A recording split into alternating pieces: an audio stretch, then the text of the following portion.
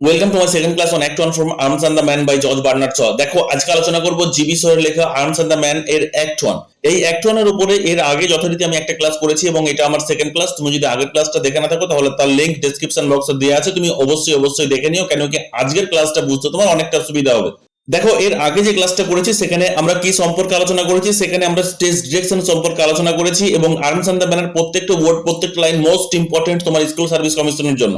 তো stage direction থেকে আমরা কি জানতে পেরেছি, সেখান থেকে আমরা জানতে পেরেছি number one, the extreme beauty of the peak of the mountain Balkan. Actually যে মাউন্টেন ভলক্যান আছে তার যে এক্সট্রিম বিউটি জ্যোৎস্নালোকিত রাত্রে, এবং এই যে ভলক্যান মাউন্টেন যার চূড়া কিনা পুরো বরফে ঢাকা আছে, সুতরাং সেই এক্সট্রিম বিউটির কথা আমরা জানতে পেরেছি। Number two, interior description of the bed chamber of a beautiful lady. একজন বিউটিফুল লেডির তার যে বেড চেম্বার, সেই বেড চেম্বারের ইন্টেরিয়র ডেসক্রিপশন আমরা জানতে পেরেছি। Number three, we have got hints about the war and an officer. আমরা ডেসক্রিপশনে একটা যুদ্ধের কথা জানতে পেরেছি এবং একজন অফিসারের কথাও জানতে পেরেছি যার নাম Sergius. Number four, while the young lady was enjoying the beauty of nature. যখন এই ইয়ং লেডি তার ব্যালকনিতে দাঁড়িয়ে ন্যাচারাল বিউটিকে এনজয় করছিল এবং সে একটা স্বপ্নের মধ্যে ছিল, ঠিক সেরকম একটা সময় হার মাদার ইন্টারাপ্টেড হার রিভারি। তখন তার মা এসে তার দিবা স্বপ্নকে ভেঙে দেয়। দ্যাট মিনস রায়না যে রোমান্টিক ওয়ার্ল্ডে ছিল সেখানে ইন্টারাপ্ট করে কে না, রায়নার মা। ক্লিয়ার? তাহলে এই সমস্ত জিনিসগুলো আমরা স্টেজ ডিরেকশন থেকে জানতে পেরেছি। দ্যাট মিনস আমরা আমাদের ফার্স্ট ক্লাস থেকে জানতে পেরেছি। দেখো, word by word, line by line টেক্সটে যাওয়ার আগে আমি তোমাকে রিকোয়েস্ট করবো যে আজকের ক্লাসটা তুমি প্রথম থেকে শেষ পর্যন্ত দেখো, এবং তোমার যদি ভালো লেগে থাকে তাহলে অবশ্যই তুমি আমার চ্যানেলটা সাবস্ক্রাইব করে রাখো, কেন কি তোমার সিলেবাসে প্রেসক্রাইব করা প্রত্যেকটা টেক্সটের ভিডিও প্রতিনিয়ত তুমি পেতে থাকবে। এছাড়া তুমি যদি নেতাজি ওপেন ইউনিভার্সিটি অথবা ক্যালকাটা ইউনিভার্সিটির স্টুডেন্ট হয়ে থাকো, সেটা কি ইউজি কি পিজি, অথবা তুমি যদি ওয়েস্ট বেঙ্গল স্কুল সার্ভিস কমিশনের অ্যাসপিরেন্ট হয়ে থাকো এবং তোমার যদি অনলাইন গাইডেন্সের প্রয়োজন হয়ে থাকে, তাহলে ডেসক্রিপশন বক্সে আমার কন্ট্যাক্ট নাম্বার দেওয়া আছে, তুমি যোগাযোগ করতে পারো। So let's come to the text. The text act one. দেখো, এখানে ক্যাথরিন প্রথমে প্রবেশ করছে এবং কিভাবে সে প্রবেশ করছে, entering hastily full of good news. ক্যাথরিনের কাছে বেশ কিছু গুড নিউজ আছে এবং বলা যেতে পারে যে সে খুব দ্রুততার সাথে প্রবেশ করছে এবং রায়নাকে সে ডাকতে ডাকতে প্রবেশ করছে রায়নার রুমে। কিভাবে সে ডাকছে, বলছে রাহেনা। দ্যাট মিনস এখানে ই এর উপরে ট্রেস দেওয়া হয়েছে, Raina. She pronounces it Raina with the stress on the E. অর্থাৎ বলা যেতে পারে আমরা যখন কাউকে ডাকি যে প্লুতোস্বরে যেটা ডাকি, ঠিক একই রকম ভাবে এখানে ক্যাথরিন রায়নাকে সেই প্লুতোস্বরে ডাকতে ডাকতে রুমে প্রবেশ করছে। She goes to the bed. সে বেডের কাছে গেল, expecting to find Raina there. এখানে ক্যাথরিন ভাবছে হয়তো রায়না বিছানায় শুয়ে আছে, সুতরাং বেডের কাছে সে গেল ডাকতে ডাকতে। এখানে ক্যাথরিনের উদ্দেশ্য কি, ক্যাথরিনের উদ্দেশ্য এই যে বলা হচ্ছে full of good news about the war, এটা সে রায়নাকে জানাবে। ক্লিয়ার হলো কিনা? ওয়াই, এখানে ওয়াই কথাটা দিয়ে বলতে চাইছে যখন গিয়ে দেখছে ক্যাথরিন যে রায়না তার বেডে নেই, তখন এখানে ক্যাথরিন নিজে প্রশ্ন করছে আরে সে বেডে কেন নেই, ওয়ার সে গেলটা কোথায়। Raina looks into the room. দেখো রায়না কোথায় ছিল, রায়না তার ব্যালকনিতে দাঁড়িয়ে ছিল। তো ক্যাথরিন যখন রায়নাকে ডাকছে তখন ব্যালকনি থেকে রায়না কি করছে, রুমের দিকে একবার দেখছে। Heaven's child, are you out in the night here instead of your bed. তখন এখানে বলছে ক্যাথরিন রায়নাকে বলছে আরে তুমি বিছানায় না থেকে তুমি এইরকম সময়ে তুমি কোথায় আছো, তুমি ব্যালকনিতে দাঁড়িয়ে আছো, এটা তো ঠান্ডা লেগে যাবে তোমার। You will catch your death, তোমার ঠান্ডা লেগে যাবে, তোমার তো অবস্থা খারাপ হয়ে যাবে। Louka told me you were asleep. এবং আমাকে যে লৌকা বলছিল যে তুমি ঘুমিয়ে পড়েছো, এখানে লৌকা হচ্ছে বলা যেতে পারে এই যে রায়নার মেড সার্ভেন্ট। ক্লিয়ার? চলো নেক্সট। তখন রায়না দেখো রুমে প্রবেশ যখন করছে, কামিং ইন অর্থাৎ coming into the room, balcony থেকে রায়না প্রবেশ করছে রুমে। সেই সময় কি বলছে, রায়না ঘোরের মধ্যে আছে এখনো পর্যন্ত, এবং রায়না বলছে আই সেন্ট হার অ্যাওয়ে, আমি তাকে পাঠিয়ে দিয়েছি। I wanted to be alone, আমি একা থাকতে চাই। The stars are so beautiful. মা দেখো তারারা কত সুন্দরী না, বিউটিফুল রাত্রিটা একবার দেখো। হোয়াট ইজ দ্য ম্যাটার, ব্যাপারটা কি, তুমি এত তাড়াতাড়ি কেন ছুটে এলে, তোমার মধ্যে এত চঞ্চলতা কেন? তখন ক্যাথরিন কি বলছে, সাচ নিউজ, আরে রায়না তুমি ভাবতেই পারবে না, দারুণ খবর আছে। There has been A battle, একটা যুদ্ধ হয়েছে। There has been A battle, এবং যুদ্ধের সম্পর্কে খুব দারুণ গুড নিউজ আছে এবং সেগুলো তোমাকে আমি জানাতে চাই। রায়নার তখন চোখগুলো দেখো, হার আইজ ডাইলেটিং। দ্যাট মিনস রায়নার চোখগুলো বড় বড় হয়ে গেছে এবং রায়না তখন কি বলছে, she comes eagerly to Catherine, মানে রায়না এগারলি ক্যাথরিনের দিকে সে এগিয়ে আসছে। চলো নেক্সট। তখন ক্যাথরিন কি বলছে, এ গ্রেট ব্যাটেল অ্যাট স্লিপনিৎজা। এই যে স্লিপনিৎজা, এগুলো সাধারণত কিন্তু পরীক্ষার ক্ষেত্রে তুমি ভালো করে মুখস্থ করে নেবে, এগুলো কিন্তু পরীক্ষায় হামেশাই এসে থাকে। ক্লিয়ার? তো ক্যাথরিন তখন বলছে এই যে স্লিপনিৎজা আছে, এখানে একটা বিখ্যাত যুদ্ধ হয়েছে, এ ভিক্টরি, এবং আমরা জয়লাভ করেছি, and it was won by Sergius. এবং এই যে জয়লাভ যেটা হয়েছে সেটা কিন্তু একমাত্র সার্জিয়াসের কারণেই হয়েছে। And it was won by Sergius, Sergius না থাকলে আমরা যুদ্ধে হেরে যেতাম, সার্জিয়াসের কারণেই কিন্তু আমরা জিতে গেছি। রায়না তখন with a Cry of Deloitte, আনন্দে যেন কাঁদতে শুরু করে দিয়েছে, তার চোখ দিয়ে জল জল পড়ছে, rapturously oh mother, then with sudden anxiety is father safe. মানে এই যে আনন্দ, যুদ্ধে জিতে গেছে এবং সার্জিয়াসের কারণে জিতেছে। এখন সার্জিয়াস হচ্ছে রায়নার বাগদত্তা। ক্লিয়ার হলো কিনা?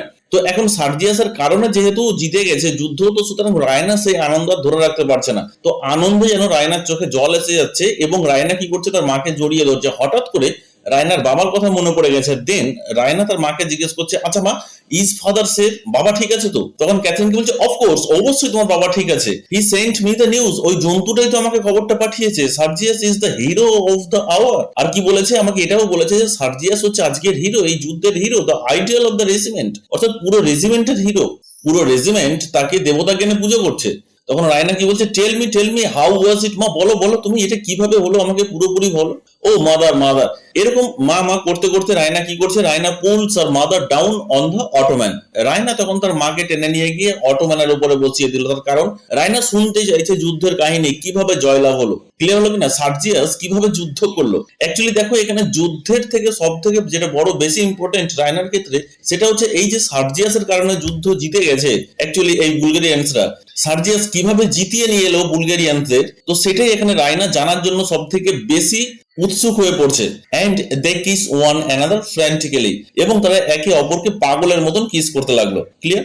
চলো নেক্সট। ক্যাথরিন কি বলছেন, উইথ সার্চিং এনথুসিয়াজম। এখানে দেখো সার্চিং কথাটার অর্থ হচ্ছে move suddenly. You can't guess how splendid it is. আরে রায়না, তুমি কি ভাবতে পারছো যে এটা কত বড় একটা স্প্লেন্ডিড ম্যাটার? এ ক্যাভেলরি চার্জ। এখানে ক্যাভেলরি কথাটার অর্থ মাউন্টেন সোলজার, আর চার্জ কথাটার অর্থ অ্যাটাক। দ্যাট মিন্স বলছে যে এই ক্যাভেলরি চার্জ, দ্যাট মিন্স এই যে মাউন্টেন সোলজার যারা, তারা কিনা কি করেছে, তারা অ্যাটাক করেছে। থিঙ্ক অফ দ্যাট, তুমি একবার ভাবতে পারছো? হি ডিফাইড আওয়ার রাশিয়ান কমান্ডার্স। এখানে এই যে হি মিনস সার্জিয়াস কি করেছে, সার্জিয়াস আমাদের রাশিয়ান কমান্ডারদের যে কমান্ড, সেটা সে ডিফাই করেছে, সেটা সে রিজেক্ট করেছে। এই জন্যই বলা হচ্ছে he defied our Russian commanders, অর্থাৎ রাশিয়ার যে কমান্ডার্স যারা কিনা যুদ্ধে যথেষ্ট পারদর্শী, তারা এই বুলগেরিয়ানসদের হেল্প করেছিল।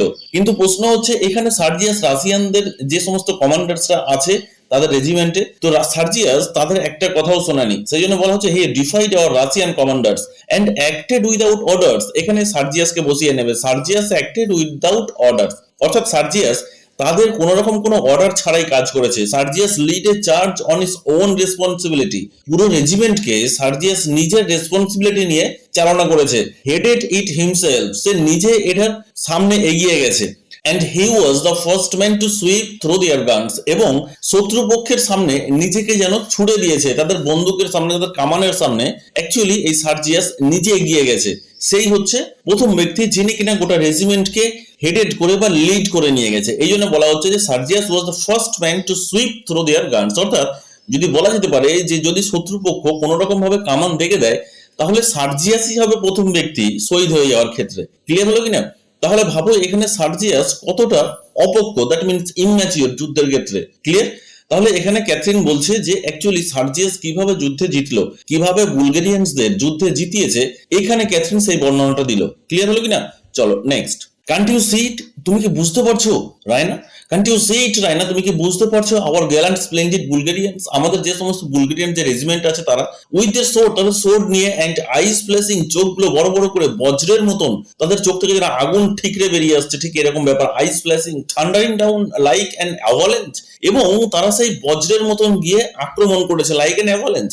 অ্যাভালাঞ্চ মিন্স হচ্ছে উপর থেকে যখন দেখা যায় বরফ নেমে আসে, তুমি এরকম বলতে পারো যে avalanche means mass of snow, অর্থাৎ যে ওপর থেকে যে বরফের ধস যেটা নেমে আসে পাহাড়ের উপর থেকে, ঠিক সেটাকে বলা হচ্ছে অ্যাভালাঞ্চ। তো এখানে বলা হচ্ছে কিভাবে বুলগেরিয়ানসরা তাদের শত্রুপক্ষকে অ্যাটাক করেছিল like an avalanche and scattering the wretched Serbian, এবং সার্বিয়ানদের কি করে ছিন্ন ভিন্ন করে দিয়েছিল। স্ক্যাটারিং মিন্স হচ্ছে ছিন্ন ভিন্ন করে দেওয়া, দা রেচেড সার্বিয়ানস, অর্থাৎ এই বিধ্বস্ত সার্বিয়ানসদের। ড্যান্ডিজ লাইক চ্যাফ, এখানে ড্যান্ডিজ কথার অর্থ ফপিস, দ্যাট মিন্স এখানে বলা হচ্ছে যে এই যে যারা সার্বিয়ানস ছিলেন তারা কিনা তারা হচ্ছে ফপিস সোলজার, তাদের মধ্যে কোনো রকম কোনো দক্ষতা নেই, এবং তাদের তছনছ করে দিয়েছিল লাইক চ্যাপ, দ্যাট মিন্স বলা যেতে পারে যে স্ট্র, অর্থাৎ খড়কুটোর মতন, হ্যাঁ না, খড়কুটোর মতন সার্বিয়ানদের তছনছ করে দিয়েছিল। ক্লিয়ার? এই সার্বিয়ানসরা কিরকম ছিল, যুদ্ধে একবারে অপক্ষ ছিল, তারা ইম্যাচিওর ছিল, তারা ছিল পুরোপুরি ভাবে ফপিস। সুতরাং তাদের মধ্যে যুদ্ধ সম্পর্কে কোন রকম কোনো এক্সপিরিয়েন্স ছিল না। তাদের কি করেছিল এই বুলগেরিয়ানসরা, একদম ছিন্ন ভিন্ন করে দেয়, এবং সেটা কে করেছিল, সেটা একমাত্র সক্ষম হয়েছিল শুধুমাত্র এই সার্জিয়াসের জন্য। ক্লিয়ার? চলো নেক্সট। and you আর তুমি you kept Sergius waiting a year before you would be betrothed to him আর তুমি সার্জিয়াসকে কিনা 1 বছর ধরে ওয়েট করে রেখে দিয়েছো। তার কারণ কেন কি তুমি চাইছোই না সার্জিয়াসের সাথে এনগেজমেন্ট কমপ্লিট করতে? ক্লিয়ার হলো কিনা? সেটাই বলতে চাইছি যে you kept Sergius waiting, তুমি 1 বছর ধরে ইয়ার সার্জিয়াসকে 1 বছর ধরে তুমি ওয়েট করে রেখে দিয়েছো before you would be betrothed to him। কেন কি তুমি তার সাথে এনগেজমেন্টই করতে চাইছো না, সে তোমার বাগদত্তা, তুমি তার সাথে এখনো এনগেজমেন্ট করতে চাইছো না এবং তুমি তাকে 1 বছর ধরে ওয়েট করিয়ে রেখেছো। এটা কি ঠিক করলে তুমি? Oh if you have a drop of Bulgarian blood in your veins, ও যদি তোমার শরীরে 1 ফোঁটা বুলগেরিয়ান ব্লাড থেকে থাকে, you will worship him when he comes back, তাহলে অবশ্যই তুমি তার ওরসিপ করবে। দ্যাট মিন্স অবশ্যই তুমি তার ওরসিপার হবে, তুমি তার পূজা করবে যখন সে যুদ্ধক্ষেত্র থেকে ফিরে আসবে। দ্যাট মিন্স তুমি সার্জিয়াসকে যে দিনের পর দিন ঠকিয়ে যাচ্ছ, এটা তোমার একদম উচিত হচ্ছে না। ক্লিয়ার হলো কিনা? চলো নেক্সট। তখন রায়না তখন কি বলছে, what will he care for my poor little Ursif after the acclamations of holy army of heroes? তখন রায়না বলছে, আচ্ছা what will he care for my poor little Ursif, সে কেন আমাকে পাত্তা দেবে? ক্লিয়ার, আমি একজন লিটল গার্ল, সে কেন আমার প্রার্থনাকে কর্ণপাত করবে? ক্লিয়ার, যেখানে কিনা after the acclamations of a whole army of heroes, এখানে দেখো সোলজাররা অ্যাকচুয়ালি রায়নার কাছে হিরো। তাহলে ভাবো যে রায়না কতটা রোমান্টিক জগতে বাস করে। কেন কি সোলজারদের যে লাইফ হয়ে থাকে সেটা এতটাই নিষ্ঠুর লাইফ হয়ে থাকে, তাদের লাইফের কোনো ভরসা নেই। ক্লিয়ার, তো এখানে বলা হচ্ছে যে অ্যাকচুয়ালি রায়নার কাছে প্রত্যেকটা সোলজার যেন হিরো। তো এই জন্যই বলা হচ্ছে যেখানে হিরোরা, দ্যাট মিনস বলা যেতে পারে যেখানে আর্মিরা কি করছে, আর্মিরা তোমার সার্জিয়াসের ওরশিপ করছে, তো সেখানে আমি যদি সার্জিয়াসের ওরশিপ করি তো আমার মতো একটা লিটল গার্লকে সে কেন পাত্তা দেবে? বাট নো ম্যাটার, কিন্তু কোনো অসুবিধাই নেই। I am so happy, so proud about Sergius. She rises and walks about excitedly, দেখো সে উঠলো এবং সে পায়চারি মারছে এক্সাইটেড হয়ে। It proves that all our ideas were real after all, তখন রায়না বলছে আচ্ছা ইট প্রুভস, তার মানে আজকের যুদ্ধ প্রমাণ করে দিয়েছে, দ্যাট মিন্স সার্জিয়াস জিতে গেছে, সার্জিয়াস আমাদের জিতিয়ে দিয়েছে, এটা প্রমাণ করে দিয়েছে জিতিয়ে দিয়ে। কি প্রমাণ করেছে? That all our ideas were real after all, যে এই সম্পর্কে, যুদ্ধ সম্পর্কে আমরা যতদিন যা ভেবে এসেছি সেটা একদম পুরোপুরি বাস্তবসম্মত, সেটা অবশ্যই রিয়েল। সেখানে রোমান্টিসিজম অথবা সেখানে ড্রিমের কোন রকম কোনো ব্যাপার নেই। ক্লিয়ার হলো? তখন ক্যাথরিন কি বলছে? তখন ক্যাথরিন বলছে our ideas real, what do you mean? তুমি কি বলতে চাইছো যে আমাদের আইডিয়াস রিয়েল? এটা তুমি কি বলতে চাইছো? দেখো অ্যাকচুয়ালি আমি তোমাকে যেভাবে বলে যাচ্ছি বা যেভাবে তোমাকে পড়তে বলছি, এটাই কিন্তু তোমার স্কুল সার্ভিস কমিশনের পক্ষে যথেষ্ট নয়। এটা একাডেমিকের ক্ষেত্রে অর্থাৎ গ্র্যাজুয়েশনের ক্ষেত্রে যথেষ্ট, গ্র্যাজুয়েশনের ক্ষেত্রে এভাবে পড়ে উত্তর লেখার পক্ষে যথেষ্ট, কিন্তু স্কুল সার্ভিস কমিশনের পক্ষে একদমই যথেষ্ট নয়। পরিষ্কার মনে রাখবে। সুতরাং নিখুঁত ভাবে খুঁটিয়ে প্রত্যেকটা স্টেজ ডিরেকশন পর্যন্ত তোমাকে পড়তে হবে, প্রত্যেকটা ওয়ার্ড, প্রত্যেকটা লাইন। ক্লিয়ার হলো? প্রথমে তোমাকে যেটা করতে হবে সেটা হচ্ছে প্রত্যেকটা লাইন এবং প্রত্যেকটা ওয়ার্ডের মিনিং তোমার কাছে ক্লিয়ার থাকতে হবে, প্রত্যেকটা কনসেপ্ট তোমার কাছে ক্লিয়ার থাকতে হবে, যাতে তুমি খুব সহজেই লিখতে পারো। ক্লিয়ার হয়েছে কিনা? চলো তখন রায়না কি বলছে, our ideas of what Sergius would do, দেখো মা আমাদের কি আইডিয়া ছিল বলো না? our ideas of what Sergius would do, যে আমি ভাবতাম যে সার্জিয়াস যখন যুদ্ধে যাবে, যুদ্ধে গিয়ে সে করবেটা কি? our patriotism, that means আমাদের যে দেশভক্তি, our heroic ideals, হ্যাঁ না, আমাদের যে হিরোইক আইডিয়াস ছিল কি সম্পর্কে? তোমার যুদ্ধের সম্পর্কে, এবং সার্জিয়াস হচ্ছে আমাদের হিরোইক আইডিয়ালস, তো সে করবেটা কি? তাকে নিয়ে আমি সবসময় সন্দেহের মধ্যে ছিলাম, তাকে ডাউট করতাম সবসময়। Oh what faithless little creatures girls are, এখানে রায়না বলছে যে মেয়েরা কতই না লিটল ক্রিয়েচার্স হয়ে থাকে। ক্লিয়ার হলো কিনা? দ্যাট মিন্স মেয়েরা কতই ফেথলেস হয়ে থাকে। I sometimes used to doubt whether they were anything but dreams, আমি যুদ্ধ সম্পর্কে একটা টাইম কি ভাবতাম যে whether they were anything but dreams, পুরোটাই স্বপ্ন। ক্লিয়ার, বাস্তবে তাদের কোনো অস্তিত্ব নেই। সার্জিয়াস বাস্তবে যুদ্ধে জিতিয়ে আনতে পারবে এমনটা হতে পারে না, আমি এটা স্বপ্নে দেখতাম। when I buckled on Sergius's sword he looked so noble, যখন আমি সার্জিয়াসের কোমরে সেই যে তরবারিটা বেঁধে দিয়েছিলাম তখন সার্জিয়াসকে দেখতে কতই না নোবেল লাগছিল। it was treason to think of disillusion or humiliation or failure, আমি তখন যুদ্ধ সম্পর্কে যেটা ভাবতাম, ক্লিয়ার, আমি তখন এটাই ভাবতাম যে সার্জিয়াসকে দেখতে যতটা নোবেল লাগছে সে হয়তো যুদ্ধক্ষেত্রে ততটাই নোবেলিটির সাথে যুদ্ধ করবে এবং আমাদেরকে জিতিয়ে আনবে। এবং তারপরে আমি ভাবতাম এটা তো একমাত্র স্বপ্নের জগতেই হতে পারে, এটা তোমার কাছে একটা হিউমিলিয়েশন, এটা একটা ফেলিওর, এটা একটা ডিসইলিউশন, এটা বাস্তবে কখনো হতে পারে না। and yet promise me you will never tell him, তুমি আমাকে বলো যে তুমি কখনোই তাকে এটা বলবে না। Promise me you will never tell him. Clear হলো কিনা?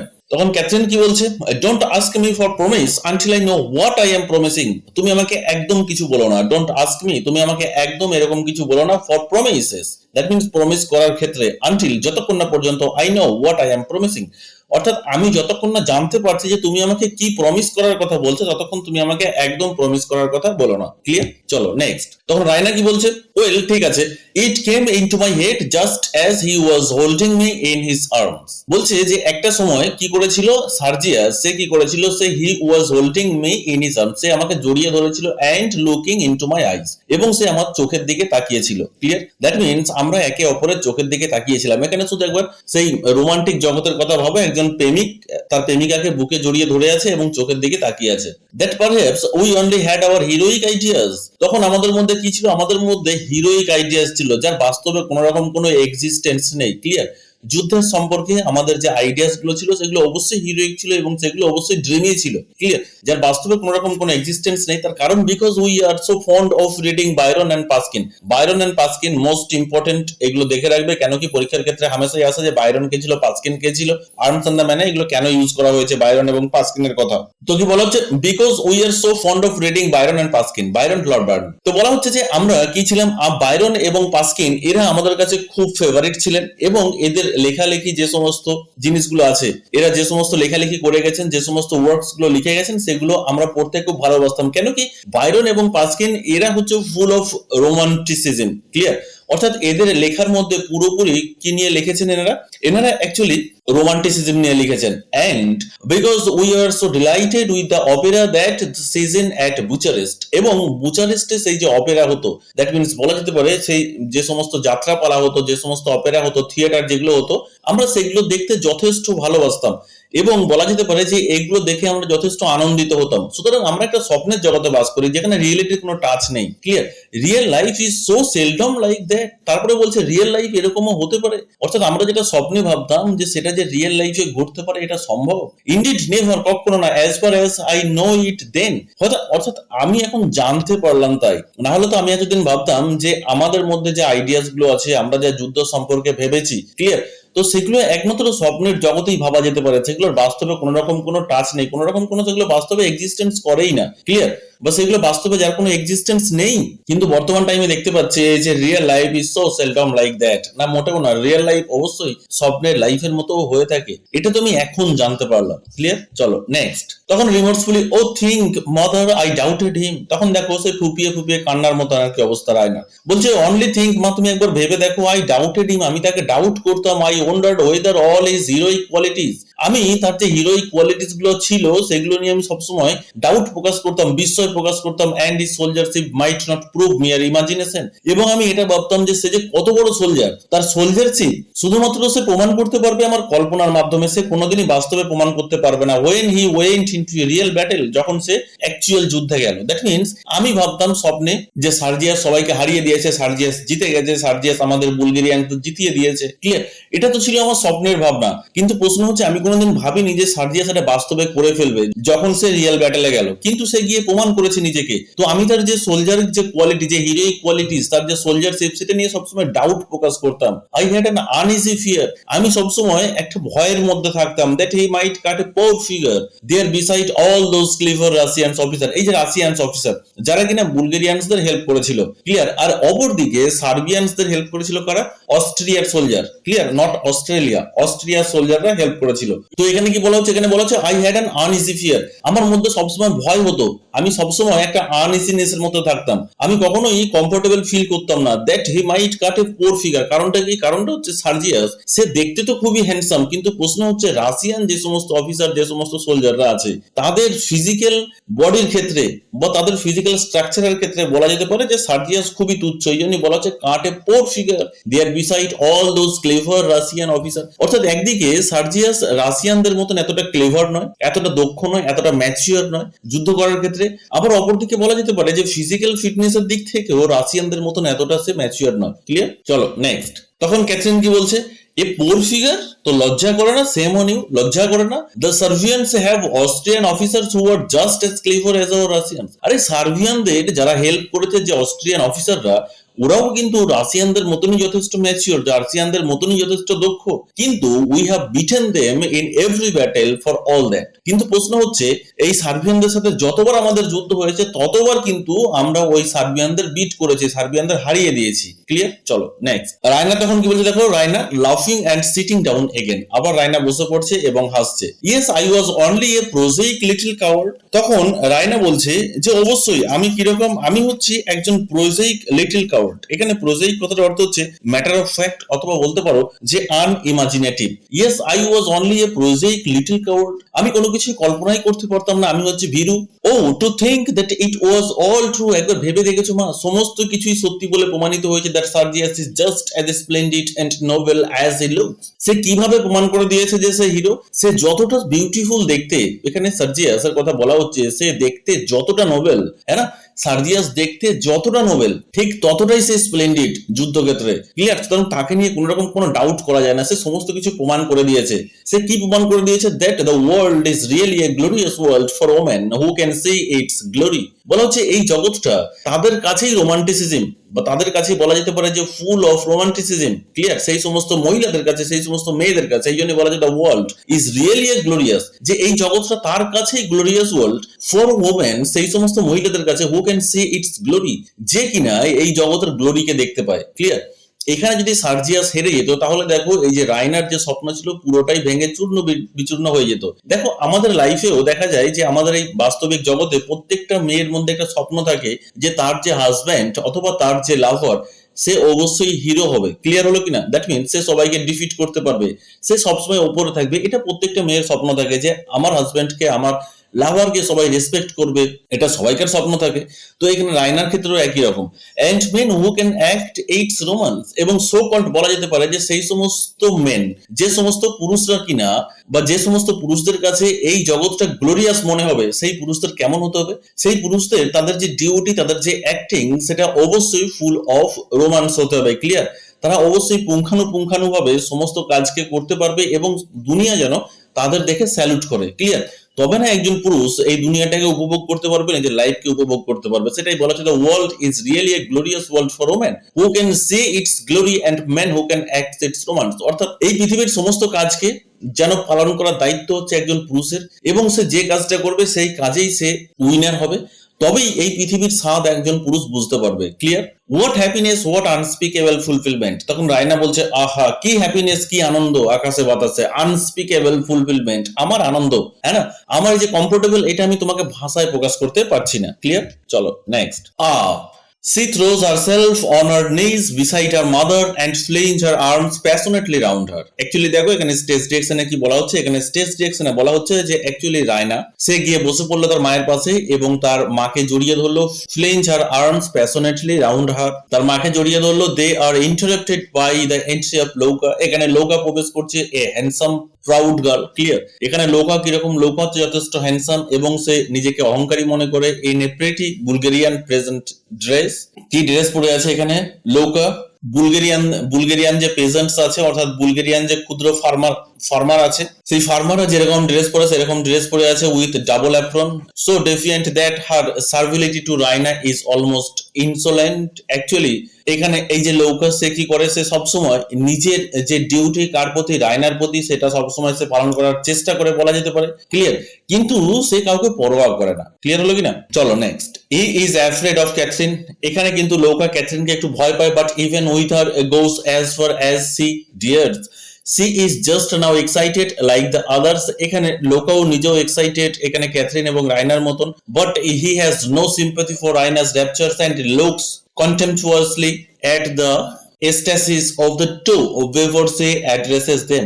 এখানে কিন্তু লৌকা কোনো রকম ভাবে কোনো রকম সিম্প্যাথি তাদের দেখায় না, এবং এটাও দেখায় না যে তাদের মতো ঘৃণার দৃষ্টিতে তাদের দেখছে। ক্লিয়ার হলো কিনা? দ্যাট মিনস বলা যেতে পারে যে লৌকা সবসময় নিজের মতোই থাকে, তার যা ডিউটি সে সেটুকুই পালন করে থাকে। ক্লিয়ার? এই স্টেজ ডিরেকশন গুলো একটু ভালো করে পড়ে নেবে, কেন কি এখান থেকে হামেশাই কোশ্চেন এসে থাকে, সেটা কি একাডেমিক সেকশন হোক কি কম্পিটিটিভ সেকশন হোক, সমস্ত ক্ষেত্রেই কিন্তু কোশ্চেন এসে থাকে। আবার বলছি, আমি যতটা তোমাদের পড়ালাম আজকের ক্লাসে, আই থিঙ্ক এই পর্যন্ত তোমার কোথাও কোনো রকম অসুবিধা নেই। যদি কোথাও কোনো রকম অসুবিধা থেকে থাকে তাহলে অবশ্যই তুমি আমাকে কমেন্ট বক্সে কমেন্ট করে জানিও। আমি আমার নেক্সট ক্লাসে তোমার ডাউট ক্লিয়ার করার চেষ্টা করব। প্রত্যেকটা ইনফরমেশন খুব ভালো ভালোভাবে খুঁটিয়ে পড়বে। স্কুল সার্ভিস কমিশনের ক্ষেত্রে বলছি, কেন কি word by word, line by line question আসবে তোমাদের, ইভেন কনসেপচুয়াল কোশ্চেনও আসবে। সুতরাং যখন পড়বে সমস্ত ইনফরমেশন, যত পারবে ইনফরমেশন গ্যাদার করে রাখার চেষ্টা করবে, খাতায় নোট করে রাখো, টেক্সটে নোট করে রাখো। ক্লিয়ার? Thank you.